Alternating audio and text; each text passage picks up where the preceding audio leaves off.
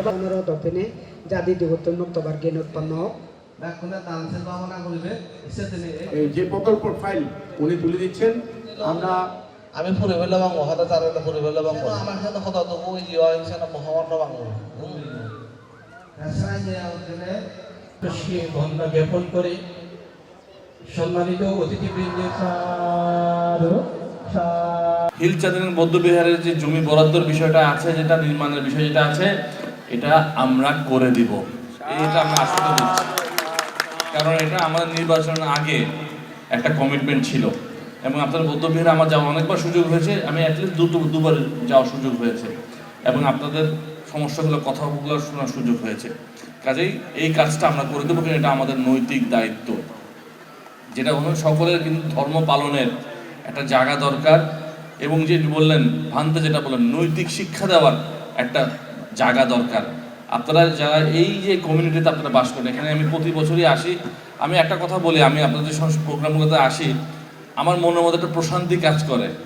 কারণ আমরা যারা রাজনীতি করি, আমরা যখন রাজনীতির প্রোগ্রামগুলোতে যাই এত শান্তি বিরাজ করে না, কিন্তু আপনাদের প্রোগ্রামগুলো তো খুব প্রশান্তের বিষয়, একটা সুন্দর পিসফুল একটা খুব এনভায়রনমেন্ট এখানে বিরাজ করে, যেটা আমি খুবই ভালো লাগে এবং আপনাদের যখন প্রতিবারে আসতে পারি তখন মনের মধ্যে প্রশান্তি কাজ করে। আপনারা জানেন বর্তমান সরকার আমরা দায়িত্ব পেয়েছি বড়জোর 2 থেকে 3 মাস হয়েছে। আমাদের এখন অনেক কাজ করা বাকি, অনেক পথ পাড়ি দেওয়া বাকি, কিন্তু ভান্তে একটা কথা বলেছেন, আমাদের যদি আপনারা 31 দফাটা পড়েন বাংলা জাতীয়তাবাদী দলের আমাদের রাষ্ট্র কাঠামো মেরামত 31 দফা, যেটা আমরা 2023 সালে দিয়েছি, যখন আমরা নিজেরাই নির্যাতন নিপীড়নের মধ্যে ছিলাম, তখন কিন্তু আমরা 2023 সালে একটা রাষ্ট্র মেরামতের রূপরেখা দিয়েছি, যেটাকে আমরা 31 দফা বলছি।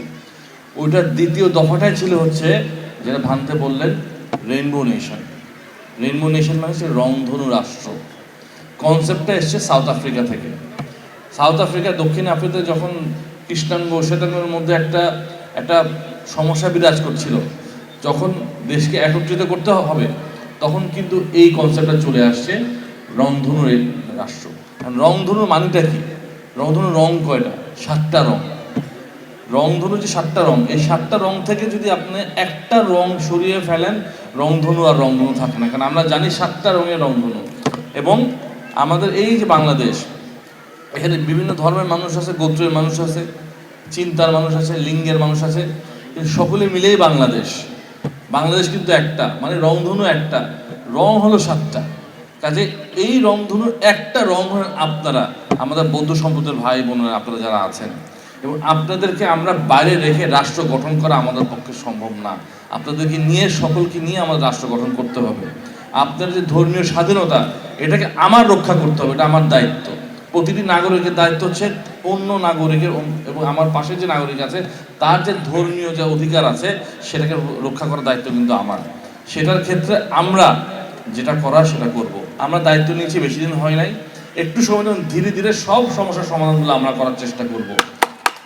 হয়তোবা সব সমস্যার সমাধান করতে পারবো না, কিন্তু চেষ্টা করব অ্যাটলিস্ট 80% সমস্যা যদি সমাধান করতে পারি, যাতে আপনারা যারা এখানে এসছেন, যারা এখানে কাজ করছেন, জীবনে তাকে দেশের জন্য সুন্দরভাবে বসবাস করতে পারেন, শান্তিপূর্ণ বসবাস করতে পারেন, আপনার ধর্মটা পালন করতে পারেন, এবং আমরা আপনাদের পাশে সর্বদাই থাকবো, এতটুকুই বলবো।